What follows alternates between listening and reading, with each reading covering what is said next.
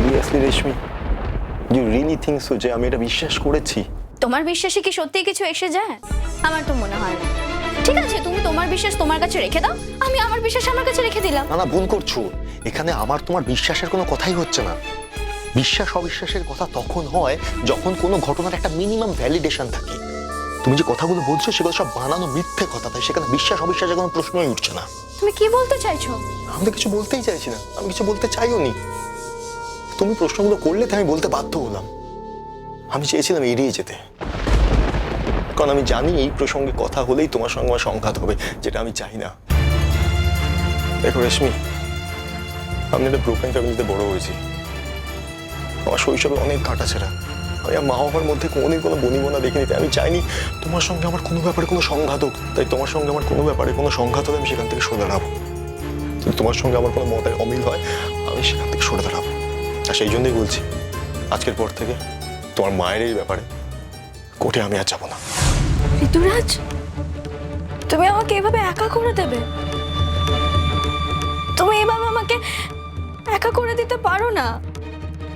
আমার মাও দেখবে যে আমার সঙ্গে কেউ নেই, আমি একা।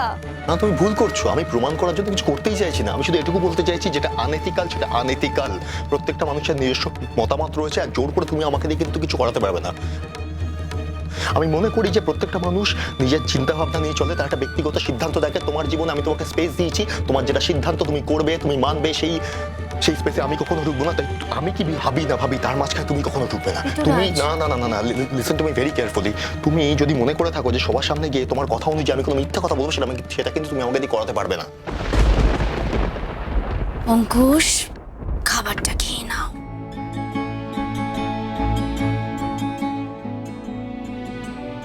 আমার একটু অস্বস্তি হচ্ছে, মানে আমার খাবার খেতে ভালো লাগছে না, আমার খিদে নেই। আচ্ছা ঠিক আছে, আমি তোমাকে খাইয়ে দিই। খিদে নেই মানেটা কি বলো? কতক্ষণ ধরে না খেয়ে আছো বলো তো? না না, শোনো না, বলছি ভালো লাগছে না। দেখো অঙ্কুশ, একটা কথা বলি, টেনশনের কিন্তু কোনো কারণ নেই। আচ্ছা তুমি কি আমাকেও ভরসা করো না? তোমাকে আমি ভরসা করবো না, এটা কোনো কথা হলো? দেখো, আমি নিজেকে নিয়ে কোনোদিনই টেনশন করিনি। আমার নিজেকে নিয়ে কোনো টেনশন, যদি জেলে যেতে হয় জেলে যাবো, I am ready for that. জেলে কেন যাবে তুমি? জেলে যাওয়ার কোনো কারণ নেই তোমার। না দেখো, জেলে যদি যেতেও হয় আমি সেটার জন্য মেন্টালি প্রিপেয়ার্ড। তৈরি তো তুমি থাকবেই। আমার সব থেকে খারাপ লাগার জায়গা কোনটা জানো? আজ শুধুমাত্র আমার জন্য তোমাকে। তোমার জন্য কখনো হতে পারে না কি? তোমার জন্য না, মানে আমার ভাগ্যেই আছে বোধহয় সারা জীবন ধরে শুধু চেজিং আর চেজিং। এই অঙ্কুশ, আর আমার এই অঙ্কুশ, বলো, আমরা কত প্ল্যান করেছিলাম বলো তো?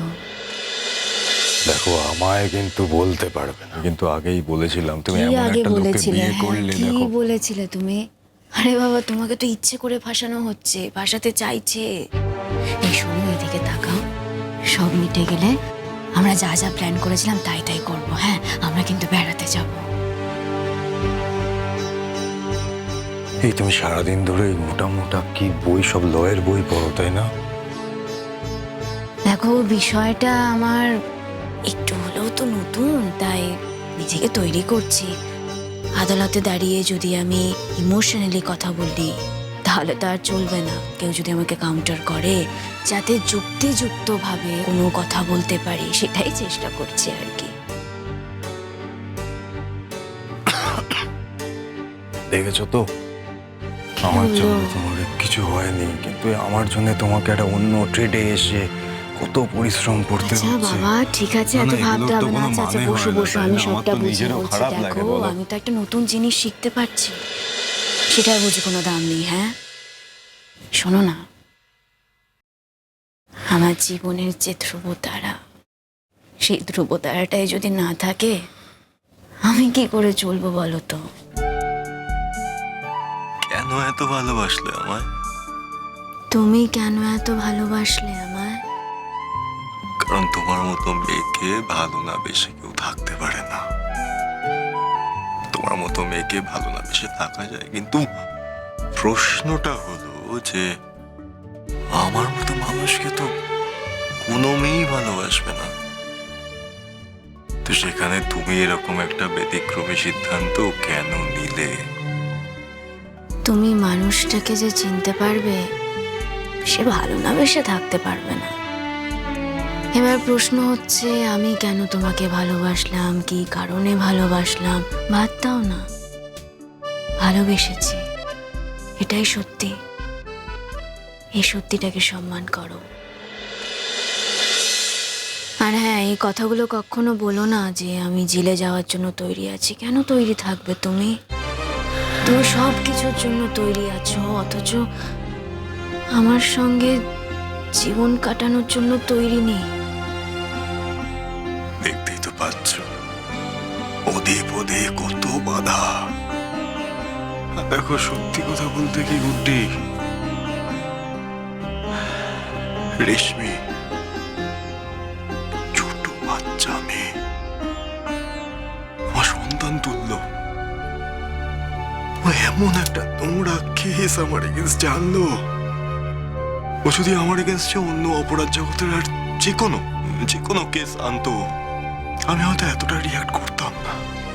দেখো অঙ্কুশ, কেউ যদি ইচ্ছে করে তোমাকে এরকম একটা অভিযোগে অভিযুক্ত করতে চায়, তোমার তো কিছু করার নেই।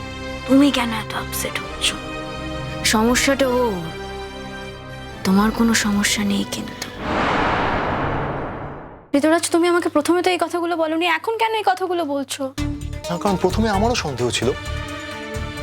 আমার মনে হয়েছিল উনি হয়তো ভুল করছে, কিন্তু না, পরে আমি বুঝতে পারলাম যে আমি actually I was influenced by you.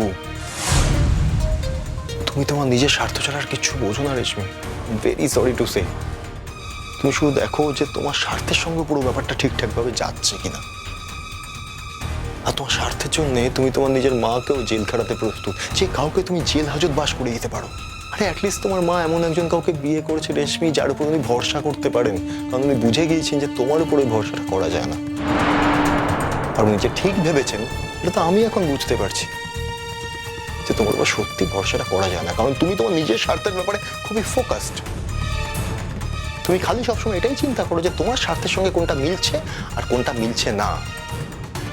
আর তোমার মা এটাও খুব ভালো করে জানে যে তোমার মায়ের সঙ্গে তোমার না মেলে তুমি তোমার মায়ের সঙ্গে থাকবে না।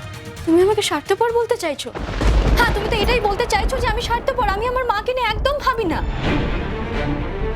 আমি সব কিছু বুঝি না। আমি যেটা বুঝতে পারছি সেটা হচ্ছে তুমি তোমার মায়ের জন্য সাপোর্টিং নও। আমি সাপোর্টিং নই? না। Wow, great. একদিনে এরকম সাপোর্টিং নই হয়ে গেলাম না? নিশ্চয়ই কোনো কারণ আছে। কোনো কারণ নেই? কারণ থাকতেই পারে, কারণ থাকতেই পারে। তাহলে তুমি তার মধ্যে নিজেকে জড়াচ্ছ কেন? কোনো প্রয়োজন নেই তো। দেখো রেশমি, তুমি না 4 বছরের বাচ্চা নও। তোমার মাকে এখন তোমার শ্বশুর বাড়িতে এসে তোমাকে দেখাশোনা করতে হবে। সেখানে তোমার মাকে যদি অন্য কেউ যত্ন আত্তি করে, তুমি তাতে এত রিয়াক্ট করছো কেন? আমার তো রিঅ্যাক্ট করা উচিত না। আমার বিষয়টাকে খুব সিম্পল ভাবে দেখা উচিত। আমার মা এই বয়সে এসে একজন পুরুষের সঙ্গে ঘুরে বেড়াতেই পারে, আমি কেন রিঅ্যাক্ট করছি? বিষয়টাকে সিম্পল ভাবে নেওয়া উচিত, তাই না? আমি শুধু ভাবছি যে ওর আমার উপর ঠিক কতটা রাগ। তা না হলে তুমি ভাবতে পারো ওরা একটা পাবলিক প্লেসে দাঁড়িয়েও আমাকে। তবে জানো তো, আমার না একবারের জন্য হলেও একটু ভয় লেগেছিল। যখন ওই ছবিগুলো দেখাচ্ছিল না, আমি ভাবছিলাম যদি তুমি বিশ্বাস করে বেড়ালো, মানে পৃথিবীতে সবাই একই রকম হয় না অঙ্কুশ। আমি জানি সেটা। এই জন্যই তো তুমি ব্যতিক্রম। কিন্তু জানো তো, তোমার জায়গায় অন্য কেউ থাকলে না বিশ্বাস করে ফেলতো। এই বিশ্বাসটুকু আছে বলেই তো বিয়ে অব্দি এগিয়েছে। বিশ্বাসটা কখনো হারাতে চাইনি, আর হারাইও নি। নিজের থেকেও বেশি বিশ্বাস করি তোমায়। আচ্ছা, যদি কোনোদিন এই পৃথিবীতে এমন সময় আসে যেখানে তোমার এই বিশ্বাসটা যদি ভুল হয়ে যায়, যদি এটা প্রমাণিত হয় যে আমি একজন খারাপ লোক, তাহলে এই অবান্তর কথাগুলো বলো না। হ্যাঁ, এত সহজে আমাকে মোল্ড করা যায় না। এই এসো এসো এসো, খাবে, এসো এসো তো।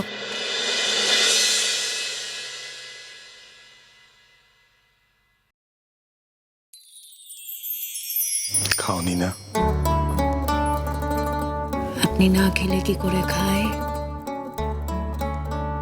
কোনো মানে হয় বলো তো এগুলোর?